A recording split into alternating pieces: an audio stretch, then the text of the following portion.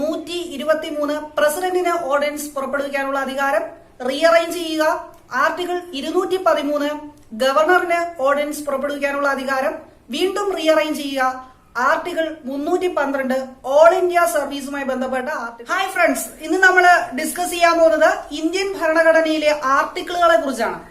നമ്മുടെ ഇന്ത്യൻ ഭരണഘടന നിലവിൽ വരുമ്പോൾ 395 ആർട്ടിക്കിളുകൾ ഉണ്ടായിരുന്നു. ഇപ്പോൾ നിലവിൽ 448 ആർട്ടിക്കിൾ ഉണ്ട്. പക്ഷെ നമുക്ക് ഈ എക്സാമിന് വെറും 80 താഴെ ആർട്ടിക്കിൾസ് പഠിച്ചാൽ മതി.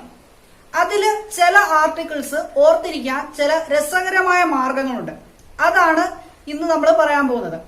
അപ്പോൾ ഈ ട്രിക്കുകൾ പറയുന്നതിന് മുമ്പായിട്ട് ഞാൻ ഒരു കാര്യം നിങ്ങളെ ഓർമ്മിപ്പിക്കുന്നു. നിങ്ങൾ ആദ്യമായിട്ടാണ് ഈ യൂട്യൂബ് ചാനൽ കാണുന്നതെങ്കിൽ സബ്സ്ക്രൈബ് ചെയ്യുക. അതുപോലെ തന്നെ ആ ബെൽ ഐക്കൺ കൂടെ ഒന്ന് എനേബിൾ ചെയ്യുക.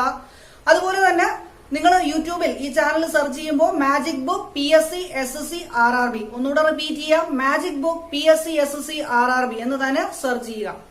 അപ്പൊ നമുക്ക് വീഡിയോയിലേക്ക് വരാം. എങ്ങനെയാണ് നമ്മളൊരു ഓട്ട മത്സരം ആരംഭിക്കുന്നത്? 1 2 3 എന്ന് പറഞ്ഞുകൊണ്ടാണ് നമ്മളൊരു ഓട്ട മത്സരം ആരംഭിക്കുന്നത്. അപ്പോ ഓടുക എന്ന് പറയുന്ന ഈ വാക്ക് ഓർഡിനൻസ് എന്ന് നമ്മൾ കോഡാക്കി മാറ്റാം. ഓടുക, ഓർഡിനൻസ്. അപ്പോ ആർട്ടിക്കിൾ 123 എന്തുമായിട്ട് ബന്ധപ്പെട്ടതാണ്? നമ്മുടെ രാജ്യത്തെ പ്രസിഡന്റിന് ഓർഡിനൻസ് പുറപ്പെടുവിക്കുന്നതിനുള്ള അധികാരവുമായി ബന്ധപ്പെട്ട ആർട്ടിക്കിളാണ് ആർട്ടിക്കിൾ 123, 123ാമത്തെ ആർട്ടിക്കിൾ. അപ്പോൾ എന്താണ് ഓർഡിനൻസ്? നമ്മൾ ഓർഡിനൻസ് എപ്പോഴും വാർത്തയിലൊക്കെ കേൾക്കുന്നതാണ്. അപ്പോൾ ഓർഡിനൻസ് എന്ന് പറഞ്ഞാൽ ഇത്രേ ഉള്ളൂ, ഇതൊരു താൽക്കാലിക നിയമമാണ്. അപ്പോൾ സാധാരണ നമ്മുടെ ലോക്സഭയിൽ ഒരു ബില്ല് പാസ്സാക്കുന്നു, രാജ്യസഭയിൽ ഒരു ബില്ല് പാസ്സാക്കുന്നു, ഏറ്റവും അവസാനം അതൊരു നിയമമായിട്ട് മാറുന്നു, അല്ലേ? ഒരു ലോക്സഭയും രാജ്യസഭയും ഇല്ലെങ്കിൽ കൂടിയും പ്രസിഡന്റിന് ഡയറക്റ്റ് ആയിട്ട് എന്ത് ചെയ്യാൻ പറ്റും? ഒരു നിയമം ഇഷ്യൂ ചെയ്യാൻ പറ്റും. അപ്പൊ ഈ നിയമത്തിനെയാണ് നമ്മൾ എന്ത് പറയാ? താൽക്കാലിക നിയമം അല്ലെങ്കിൽ ഓർഡിനൻസ് എന്ന് പറയാം. ഇതിന്റെ കാലാവധി എന്ന് പറഞ്ഞാൽ 6 മാസം വരെയാണ്. ഓക്കെ, അന്നേരം ഇതിനാണ് നമ്മൾ എന്ത് പറയാ? ഓർഡിനൻസ് എന്ന് പറയാം. ഇനി 123 നമുക്കൊന്ന് റീഅറേഞ്ച് ചെയ്യാം. അതായത് ഈ 1ഉം 2ഉം ഒന്ന് മാറ്റി എഴുതി നോക്കുക, 213 നമുക്ക് കിട്ടും. അപ്പൊ 213 എന്താണ്? അവിടെ പ്രസിഡന്റ് മാറി ആരായിട്ട് മാറി? ഗവർണറായി. പിന്നെ ആർട്ടിക്കിൾ 213 എന്തായിരിക്കും? ഗവർണറിന്റെ അധികാരമാണ് എന്തിനുള്ള? ഓർഡിനൻസ് പുറപ്പെടുവിക്കുന്നതിനുള്ള. അപ്പൊ 123 ആരാണ്? പ്രസിഡന്റ് ആണ്. 213 ആരാണ്? ഗവർണറാണ്. ഈ 213 എന്ന് പറയുന്ന ഈ ഒരു ആർട്ടിക്കിൾ നമുക്ക് ഈ ഒന്നുകൂടെ ഇന്റർചേഞ്ച് ചെയ്യാം. അത് നമുക്ക് എന്തായിട്ട് മാറ്റാം? 312 ആക്കി മാറ്റാം.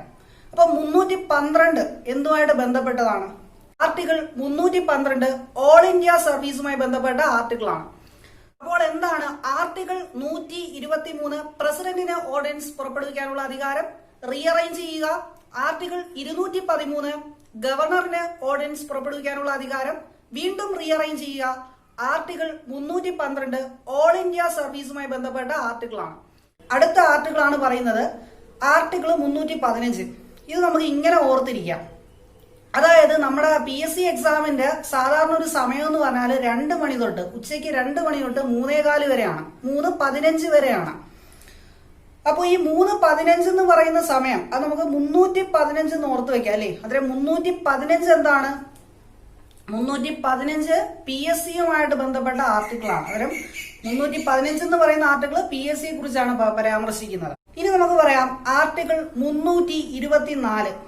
324 എന്ന് പറഞ്ഞാല് അത് ഇലക്ഷൻ കമ്മീഷനെ കുറിച്ചാണ് പറയുന്നത്. അപ്പോൾ സാധാരണയായിട്ട് നമ്മൾ ഈ വോട്ട് ചെയ്യാൻ പോകുന്നത് 3 തരം ഇലക്ഷൻസിനാണ്. ഒന്നെന്ന് പറഞ്ഞാല് ലോക്സഭാ ഇലക്ഷൻ, രണ്ടാമത്തത് അസംബ്ലി ഇലക്ഷൻ, നമ്മുടെ സംസ്ഥാനത്ത് നടക്കുന്ന ഇലക്ഷൻ, അതായത് മുഖ്യമന്ത്രിയെ തെരഞ്ഞെടുക്കുന്നത്.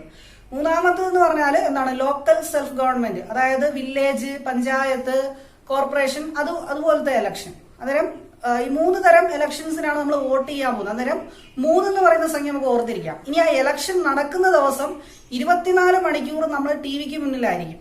ഓക്കെ, അന്നേരം 324 എന്തുമായിട്ട് ബന്ധപ്പെട്ട ആർട്ടിക്കിളാണ്?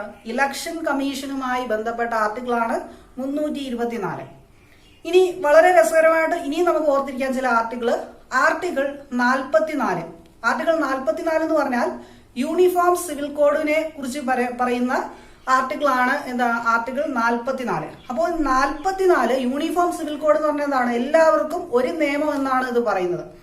അന്നേരം ഈ 4 എന്ന് പറഞ്ഞാലും എന്താണ്, അവിടെയും ഒരേ സംഖ്യയല്ലേ വന്നേക്കുന്നത്. അതിലെന്താണ്, യൂണിഫോം ആണ്, യൂണിഫോം സിവിൽ കോഡാണ്.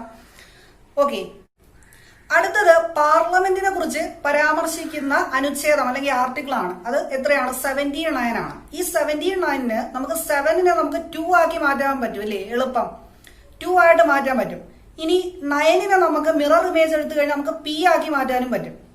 അന്നേരം 2P എന്ന് നമുക്ക് കിട്ടും. ഈ 2P എന്താണ്, പാർലമെന്റ് 2 ഹൗസസ് ആണുള്ളത്. P means parliament. പാർലമെന്റിൽ എത്ര ഹൗസസ് ഉണ്ട്, 2 ഹൗസസ് ഉണ്ട്. ഒന്ന് രാജ്യസഭ, 2 ലോക്സഭ. ഇപ്പൊ രാജ്യസഭ എന്ന് പറഞ്ഞാൽ അപ്പർ ഹൗസ് ആണ്, ലോക്സഭ എന്ന് പറഞ്ഞാൽ പാർലമെന്റിന്റെ അധോസഭയാണ്. അപ്പോൾ നമുക്ക് ഇങ്ങനെ ഓർത്തിരിക്കാം, ആർട്ടിക്കിൾ 79 എന്ന് പറഞ്ഞാല് പാർലമെന്റ്, 80 രാജ്യസഭ, 81 ലോക്സഭ. രാജ്യസഭ വന്നു കഴിഞ്ഞിട്ടേ ലോക്സഭ വരത്തുള്ളൂ. അപ്പൊ 79, 80, 81 അങ്ങനെ നമുക്ക് ഓർത്ത്